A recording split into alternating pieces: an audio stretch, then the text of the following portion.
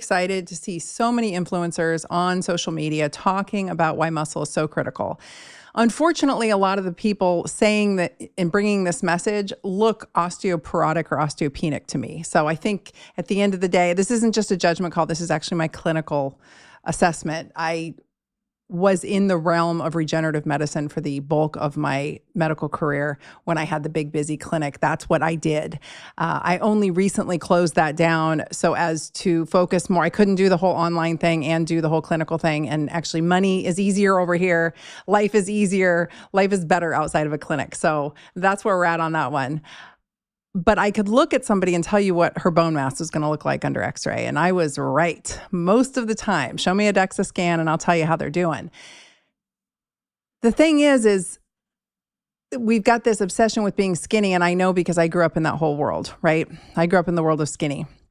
And then we watched it whiplash the other way into the health at every size movement, which is also the other end of the extreme. Neither are ideal, truly. I mean, walking into middle age, super, super, super lean with six-pack abs is not ideal for your bone health and for the health of your hormones. And that's a topic for another day.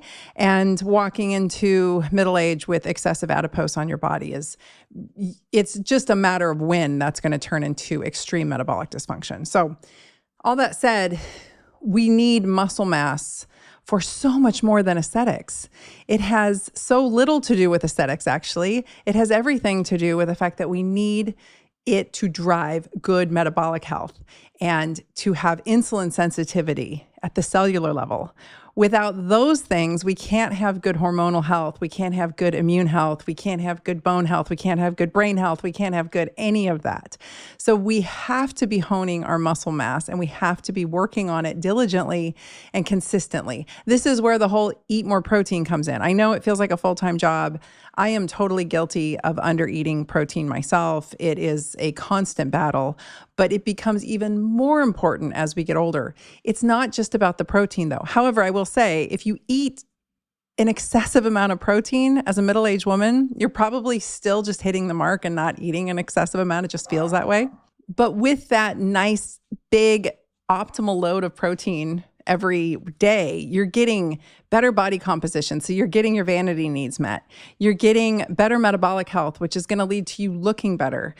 The muscle mass itself will come on as a side effect of getting adequate protein. So you actually get into a more anabolic state, if you will. You get into more of a muscle building mode when you get enough protein. If you don't have enough protein, you're in a catabolic mode. You're wasting away. And as we get older, we waste away. Everything starts to atrophy, right?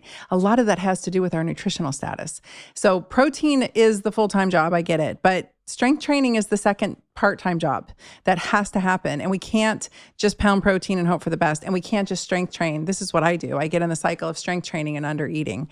And then I just end up with a body composition I'm not thrilled with. But more importantly, I end up with aches and pains and my labs start to look a little funny, right? I even start to show symptoms of insulin resistance. Even I'm like, wait, I'm strength training, but I'm not actually building muscle and I'm not doing a great job of it because I'm under eating the protein. I am totally guilty of this myself.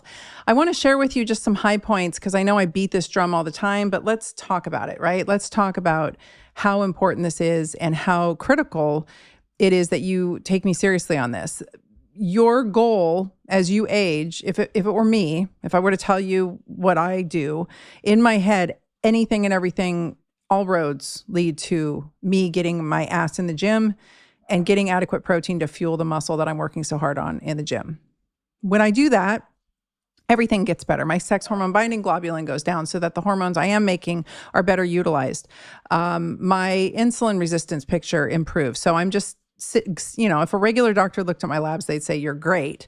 But the way that I look at them functionally with a lot of skepticism around the ranges is that it's not great. Like I'm sitting there on the glimmer of a little bit of, insulin.